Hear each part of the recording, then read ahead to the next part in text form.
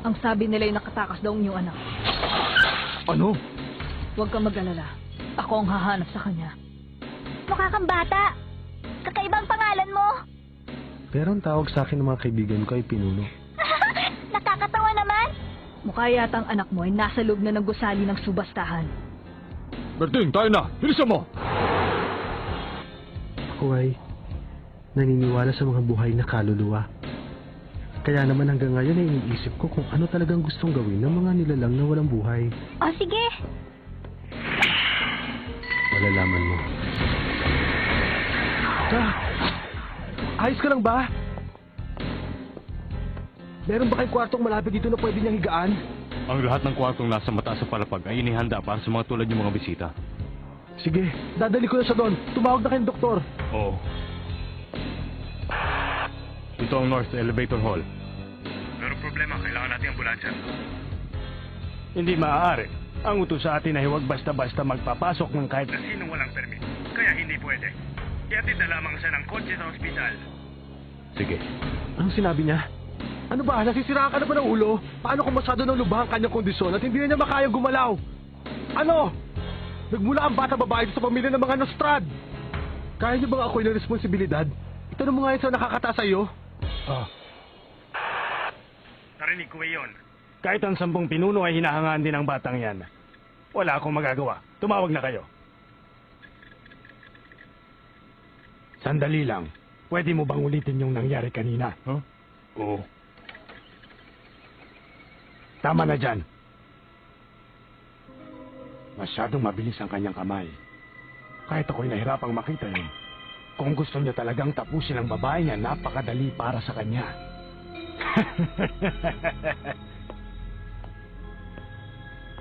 Hindi ako makapaniwalang nakaisa na ako. Ako nang bahala sa kanya.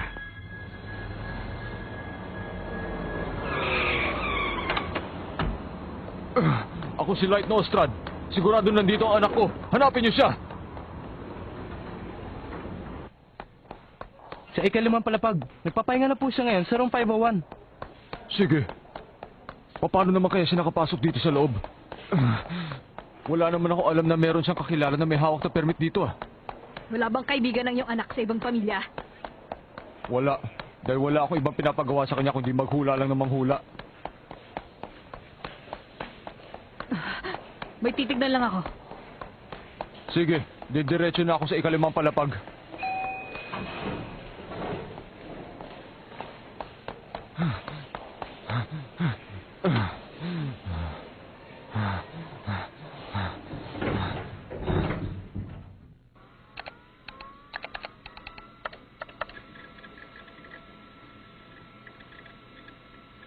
Leon, siya ang anak ng boss na mula sa pamilya ng Nostrad. Hindi maaari.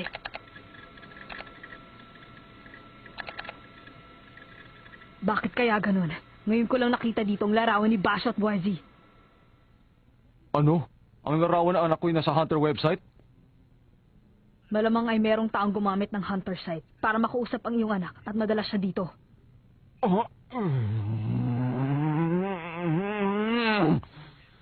Hahanapin ko ang taong yun at tatapusin ko kanyang buhay. Huwag kang magpadalos-dalos. Ang dapat nating unahin ngayon ay ang kaligtasan ng iyong anak. Tama yung sinabi mo, kaya lang. Kapag pinag-aralan mong sitwasyon, maibang layunin ang taong yun, hindi lang ang iyong anak. Pwedeng ginamit niya lang ang anak mo para madali siyang makapasok dito sa loob ng subastahan dahil ang kasama niya ay nagmula sa pamilya ng Nostrad. Sabi nila binata ang kasama ng anak ko papasok dito sa loob. Kung magtatagal pa siya sa lugar nito, baka madamay pa siya sa ibang problema. Tinawagan ko na sila Senritzo at iba pa. Malapit na silang dumating dito. Sigurado ka ba makakaya nilang bantayan ang aking anak? Boss, dapat ay sumama ka rin sa kanila. Pero, ang subastahan. Hindi matutuloy. Ah? Ano? Dadanak ang dugo sa lugar na ito. At muling hindi matutuloy ang subastahan.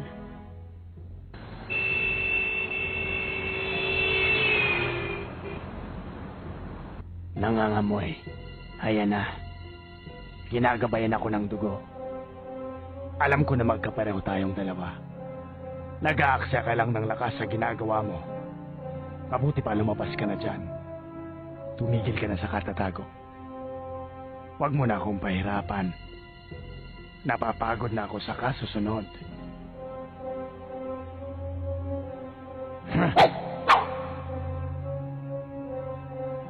Huwag kang mag-alala. Dahil hindi kita patadaanin sa patibong.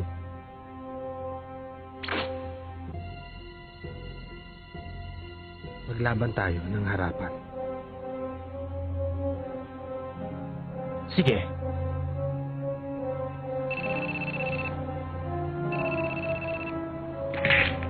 Nanggaling sa pinuno. Pinapapunta niya tayo doon sa gusali. Meron daw siyang papakita. Ang totoo niyan, malapit na tayong makarating sa lugar na sinasabi niya. Nasaan na kaya yung mga kasamahan natin? Pare-pareho lang tayo nang iniisip. Siguradong nililinis na rin nila ang paligid na lugar na to. Malapit na rin silang dumating pareho natin. Binigyan tayo ng kondisyon ng pinuno kung anong gagawin. Huwag mo kakalimutan yan. Ano yun? Iparinig ang sigaw ng biktima.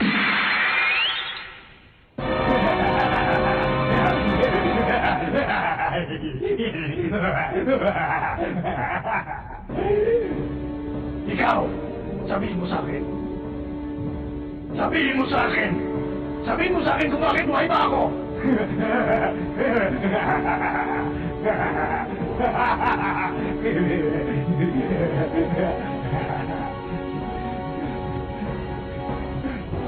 May bahagi ng mahalagang kalendaryo ang naglalaho.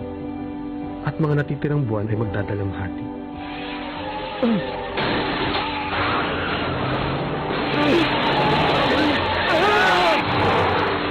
Ito ang point C. May pumasok na kriminal.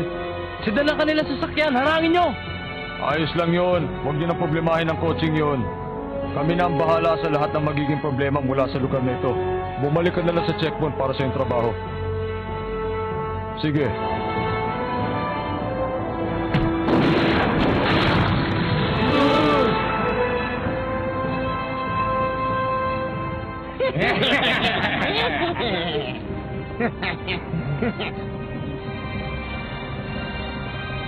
Ang i-report mo sa iyong amo ay isang aksidente nangyari dito.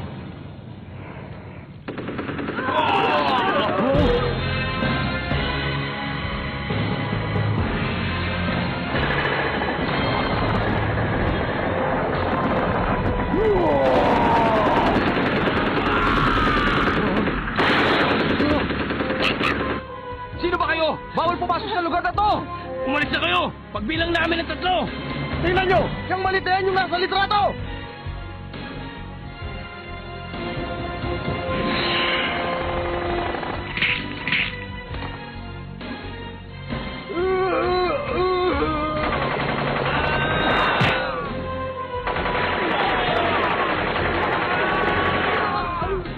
Ang tonong ihahatid ng orkestra sa darating na 11 buwan ay magdudulot ng katahimikan. Ano nangyayari sa kanila?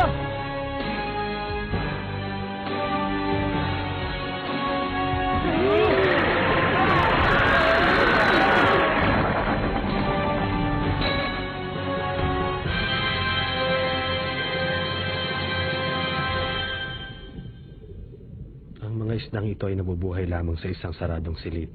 Espesyal na karne ang kinakain nila. Ang kanilang biktima ay hindi makakaramdam ng sakit. Ang kapangyarihan ng nene naglalaho kapag nabuksan ang silid. Hindi ka mamamatay hanggat hindi sila nawawala.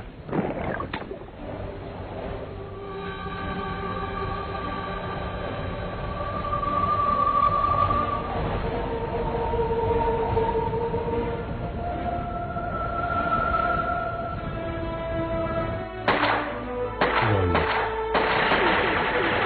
naririnig mo ba ako?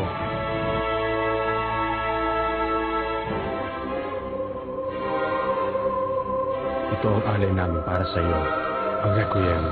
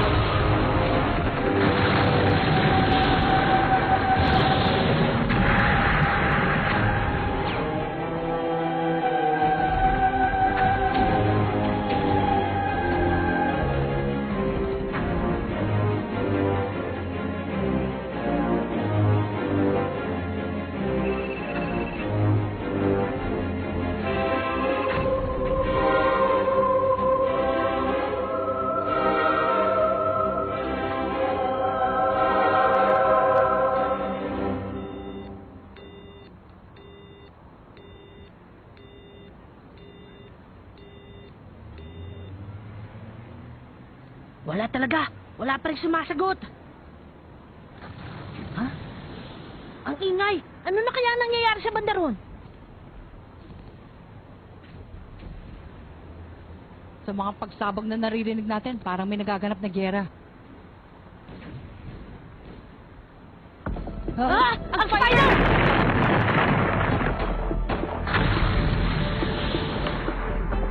Ganun ba? Para nang may tigmaan dito sa labas. Ang naririnig kong tibok ng mga puso ay punong-puno ng galit na nagsisip at ako pang nilabot. Alam ko na kung sino may kagagawa ng digmaan ito. Isang babae na may alagang bakit. Malaking lalaki na paril ang daliri. Naririnig mo marami ka? Oo. Gaya ng plano, kayo nang bahala sa ating boss. Kahit anong mangyari, huwag kaharapin ang grupo ng spider. Naintindihan ko. Kahit utusan pa ako na tapusin sila, wala akong lakas sa loob na gawin yun.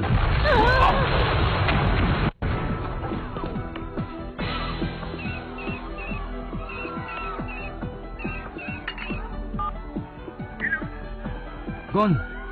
Yoyo! Nasaan ka?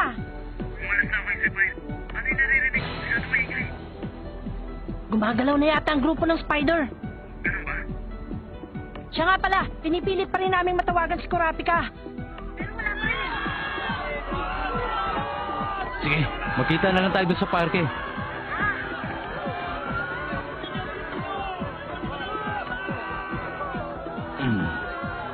Dito na lang. Ano? Gamitin ang mga armas. Ilan sila? Makinig ka. Gawin niyo ang lahat para mapigilan sila. Mas baliw pa pala sila sa narinig ko. Sinusugod nilang lugar na ito samantalang 10 lamang ang kanilang bilang. Anong gagawin natin? Bahala na. Sige! Tara!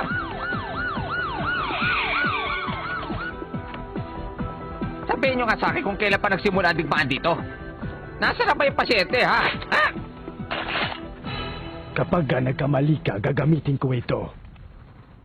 Sumunod kayo. Sandali! Ano na ba nangyayari sa labas? Nakarinig kami ng putukan dito.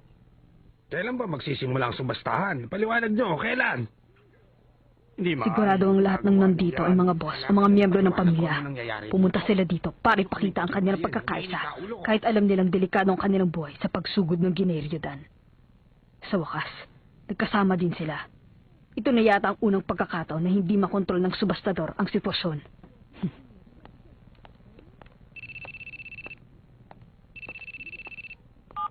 Hello?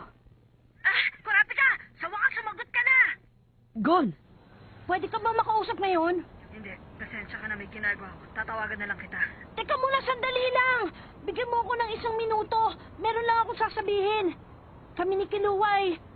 Nakausap ng Ryodan! Oo, nahuli nila kami! Ano bang pinagagawa nyo? Hindi nyo ba alam kung gaano kadelikado ang grupo na yan? Pakiusap.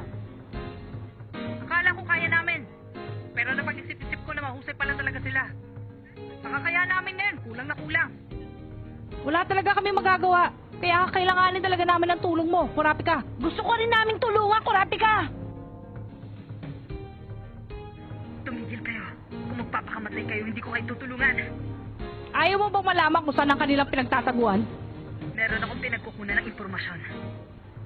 May nalaman kami tungkol sa kanilang kakayahan. Tama na!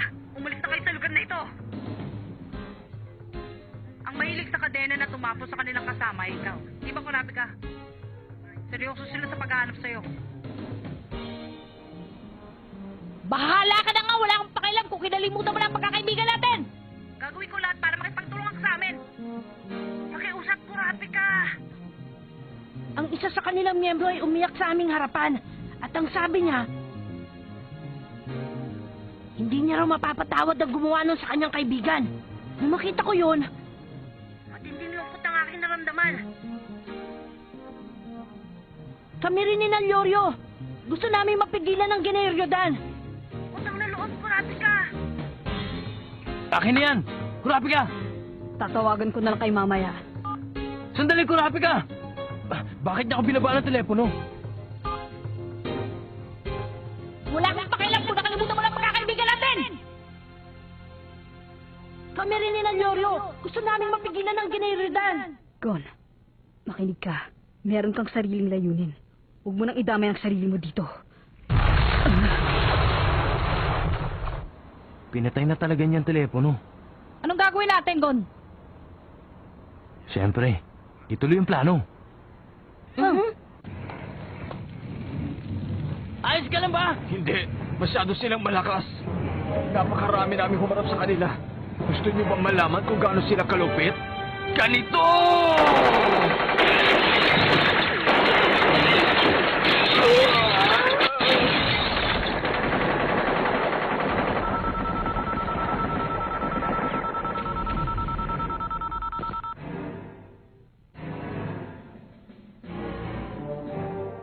Ay, nako. Natalo na siya.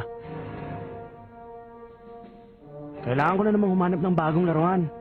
Sabihin nyo nga kung anong nangyayari diyan. Bakit hanggang ngayon ay wala pa rin dumarating na backup dito? Ano ba ang problema? Imposible! Kami na ang huling umalis doon sa headquarters. Huwag kang mag-alala. Malapit na kami dumating dyan. Ha? Ano? Ah!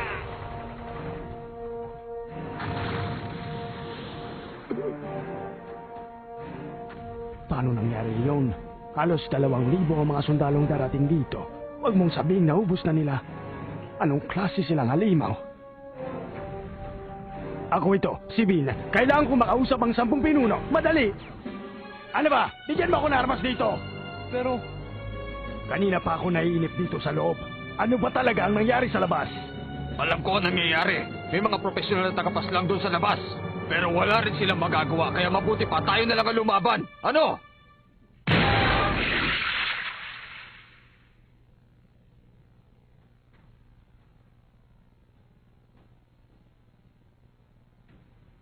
Tahimik. Ang pangalan ko ay Zenos Ordig. Ano? Si Zenos Ordig yan. Hindi ba sa alamat lamang ang mga yan? Ang maalamat ng pamilya ang tagapasla ng mga Zordig. May isang kalaban na nakapasok. Karamihan sa mga inupahan para protektahan kayo ay nabiktima na niya. Kaya mag-iingat kayo kung ano man ang inyong gagawin. Ano nangyari yung gano'n? Kayong lahat.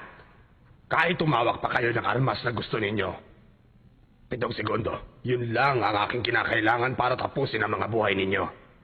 Ang mga kalaban ay kasing lakas namin. Kung naiintindihan niyo ako, upo na kayo. Pera na lang kung gusto ninyong matapos ang inyong buhay.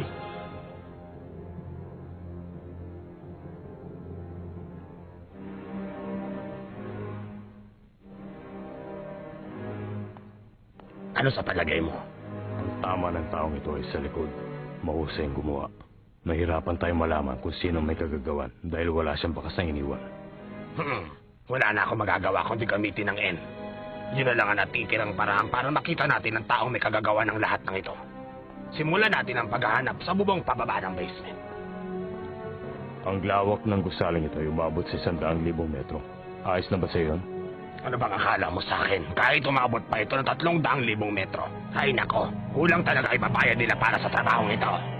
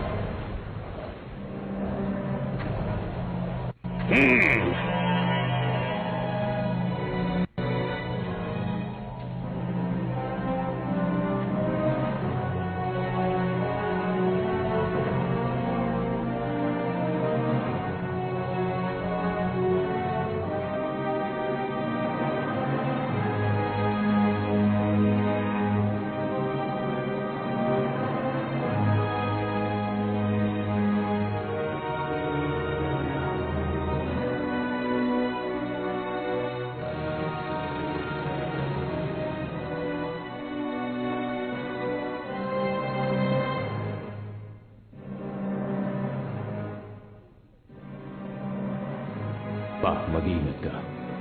Kaya niyang agawin ang kakayahan ng kanyang mga kalaban.